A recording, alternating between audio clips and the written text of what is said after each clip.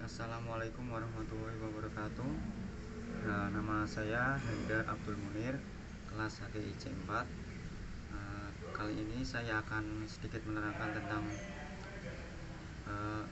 bab lafzul nikah dalam kitab Bidayatul Mujtahid. Yang pertama-tama saya akan membacakan lafadznya dulu. Bismillahirrahmanirrahim. Watfaqu ala an in iko dala nikahu bilafdi nikahi Muhammad idnuhu ilafdi wa dzalika bilafdi tazwiji wa talafu fi in iqadihi bilafdil mujibi au bilafdil bai'i au bilafdil sadaqah fajazahu qauman wa bihi qala Maliki wa Abu Hanifah wa qala Syafi'i la akidu ila bilafdi nikahi awalan wajabahu ikhtilafihim hal huwa akadu tabiru fihi ma'an niyati ilal lafdul khosiriba am laisa man sihatuhu tibaril lafad faman alhaqu bil utudi allati ya'tabir fiha al amroni qala la nikaha man akida ila bilafdin nikah au tazwiji wa man qala inna lafadu lisa min syurtihi iktibarul lijalisa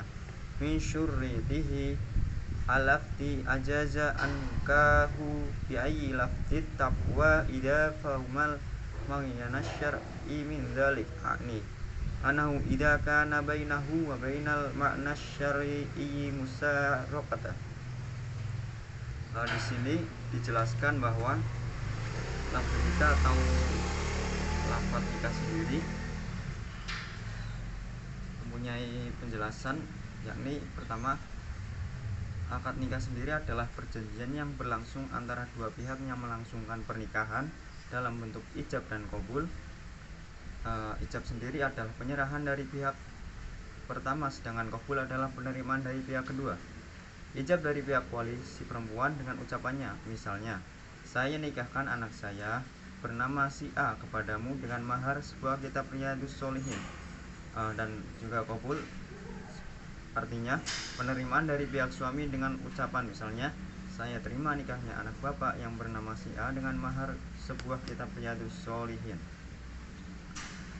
Yang selanjutnya ada beberapa pendapat para ulama tentang penerapan lafzul nikah ini. Yang pertama, Imam Hanafi, lafaz yang disepakati keabsahannya antara lain lafaz wahaba atau menghadiahkan dan malakah atau memilikan, seperti ucapan seorang wali, tasdaqtu ibnati alaika sodakon, atau ja'aliyu nafsi sodakon laka. Kemudian calon suami mengatakan qabiltu, maka lafaz ini dianggap sah karena sudah ada qarinah atau petunjuk. Sedangkan lafaz ijab yang disepakati ketidaksahannya penggunaannya dalam akad nikah, yaitu abaha yang berarti memperbolehkan, akhlala yang berarti menghalalkan, a'roh yang berarti meminjamkan, rohana yang berarti menggadaikan, dan tamata'a mengambil manfaat, dan lafaz khola'a melepaskan. Selanjutnya pendapat kedua, yaitu tentang Imam Hanafi, dibagi menjadi lafaz sharih yang mengandung arti pernikahan atau perkawinan, dan lafaz ghairu sharih yang masih mengandung arti tidak jelas atau mungkin bisa mengandung arti selain pernikahan. Penjelasan yang sharih, lafaz nakaha dan zawaja. Lafaz ini tidak membutuhkan suatu qarinah atau petunjuk yang menunjukkan adanya kesengajaan dan keinginan untuk melaksanakan akad pernikahan. Sedangkan ghairu sharih mengandung arti selama-lamanya dan juga masih diperdebatkan oleh para ulama dari Malikiyah maksudnya. Kemudian pendapat ketiga dari Syafi'iyah, yakni ulama Syafi'iyah hanya membatasi pada dua lafaz saja, yaitu lafaz yang berasal dari kata nakaha dan zawaja. Pembatasan yang sangat ketat terhadap lafaz nikah dalam mazhab Syafi'iyah ini disebabkan karena menurut mereka hanya kedua lafaz inilah secara pasti menunjukkan makna sebuah pernikahan, sedang selain kedua lafaz tersebut tidak menunjukkan makna suatu pernikahan. Kemudian pendapat yang terakhir dari Imam Hambali atau mazhab Hambali juga membatasi hanya ada dua lafadz, yakni nakaha dan lafadz zawaja. Mereka menyatakan bahwa suatu ijab kabul yang menggunakan selain kedua lafadz ini dianggap tidak sah karena kedua lafadz ini adalah yang paling direkomendasikan keabsahannya oleh Allah Subhanahu wa taala. Dan juga mereka menyandarkan pendapat ini yang diriwayatkan oleh Imam Muslim dan Sahih Muslimnya. Kemudian saya akan menyampaikan pendapat saya tentang penggunaan lafzul nikah ini.